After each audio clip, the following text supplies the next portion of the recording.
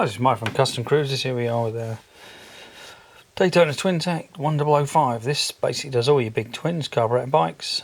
There's a version especially for the American iron horses. That's the early iron horses and the late ones. Plug straight in, runs your tack. And as you can see, fully adjustable. Your slope, in other words, your timing. Mode select, like race, you know, aftermarket, exhaust, full race with rev limiter, etc. All programmable. Plus your rev limits, literally in 100 RPM limits. Very easy to fit, direct bolt on. Just uses your standard original Harley type nose cone trigger, the metal one. If not, we do supply them. They're around about £7 or £8 each. This particular ignition, as I say, is the internal nose cone ignition, also available for twin cam, etc. But really easy to fit, very high spec, fully adjustable.